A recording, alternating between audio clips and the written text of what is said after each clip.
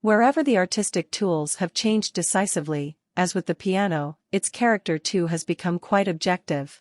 It has become much too autonomous and has set a more rigid limit to the expression of subjectivity than has, for instance, the violin, which is technically much less differentiated.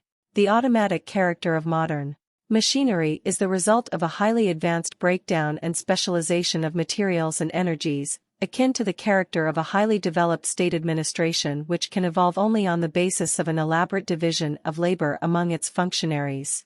In that the machine becomes a totality and carries out a growing proportion of the work itself, it confronts the worker as an autonomous power, just as he too is no longer an individual personality but merely someone who carries out an objectively prescribed task. One has only to compare the worker in a shoe factory with the craft shoemaker in order to see to what extent the specialization of tools paralyzes the effectiveness of personal qualities, whether superior or inferior, and allows both object and subject to develop as basically independent entities. Whereas the undifferentiated tool is merely a prolongation of the arm, the specialized tool is elevated to the pure category of an object.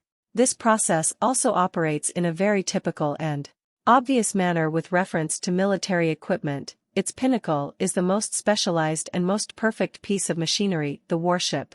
With the warship, the process of objectification has advanced to such a degree that in a modern naval war almost the only decisive factor is the mere relative number of ships of equal quality. The process of objectification of culture that, based on specialization, brings about a growing estrangement between the subject and its products ultimately invades even the more intimate aspects of our daily life.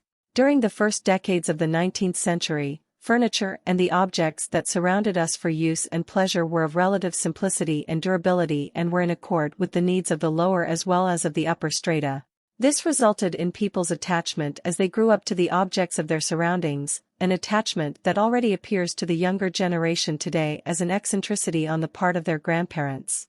The differentiation of objects has broken down this situation in three different respects, with the same result in each case.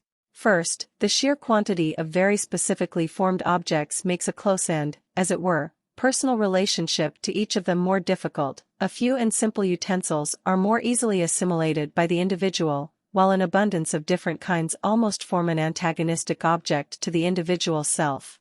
This is expressed both in the housewife's complaint that the care of the household becomes a ceremonial fetishism and in the occasional hatred on the part of persons of a more serious disposition of the innumerable articles with which we encumber our lives.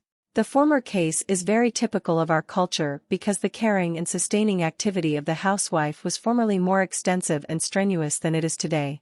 But a sense of dependence upon the objects never developed because the work was more closely united with the personality. A woman could express her individuality more easily with the few undifferentiated objects than she could when confronted with the independence of a host of specialized objects. We experience their independence as an antagonistic force only when we are at their service. Just as freedom is not something negative but rather is the positive extension of the self into the objects that yield to it, so, conversely, our freedom is crippled if we deal with objects that our ego cannot assimilate.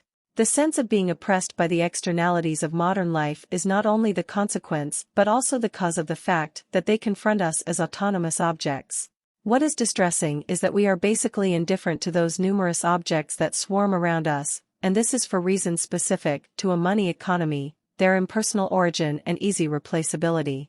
The fact that large industrial concerns are the breeding ground for socialist ideas is due not only to the social conditions of their workers, but also to the objective quality of their products.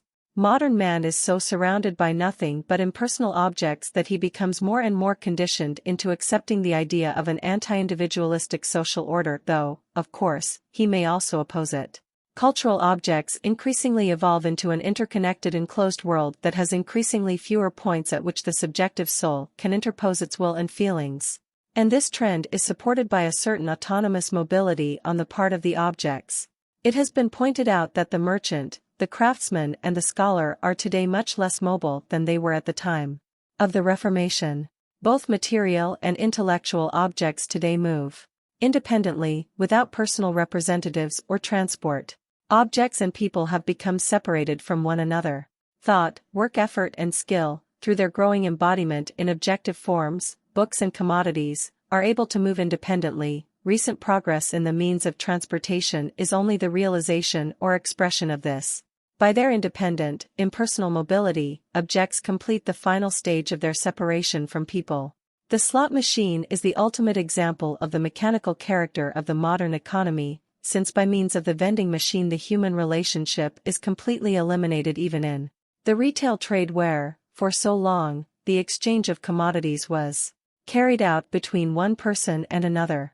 The money equivalent is now exchanged against the commodity by a mechanical device.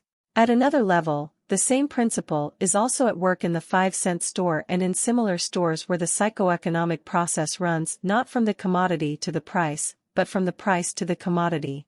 The a priori equivalence of prices for all commodities will eliminate the numerous deliberations and examinations of the buyer, the numerous efforts and elucidations of the seller, so that the economic transaction will very quickly and indifferently pass through its personal channels. This concurrent differentiation has the same effect as consecutive differentiation. Changes in fashion disrupt that inner process of acquisition and assimilation between subject and object which usually does not tolerate a discrepancy between the two. Fashion is one of those social forms which combines, to a particular degree, the attraction of differentiation and change with that of similarity and conformity. Every fashion is essentially the fashion of a social class. That is, it always indicates a social stratum which uses similarity of appearance to assert both its own inner unity and its outward differentiation from other social strata. As soon as the lower strata attempt to imitate the upper strata and adopt their fashion, the latter create a new one. Wherever fashions have existed they have sought to express social differences. Yet the social changes of the last 100 years have accelerated the pace of changes in fashion, on the one hand through the weakening of class barriers and frequent upward social mobility of individuals and sometimes even of whole groups to a higher stratum, and on the other through the predominance of the third estate. The first factor makes very frequent changes of fashion necessary on the part of leading strata because imitation by the lower strata rapidly robs fashions of their meaning and attraction. The second factor comes into operation because the middle class and the urban population are, in contrast to the conservatism of the highest strata and the peasantry, the groups in which there is great variability. Insecure classes and individuals, pressing for change, find in fashion, in the changing and contrasting forms of life, a pace that mirrors their own psychological movements. If contemporary fashions are much less extravagant and expensive and of much shorter duration than those of earlier centuries, then this is due partly to the fact that it must be made much easier for the lower strata to emulate these fashions and partly because fashion now originates in the wealthy middle class.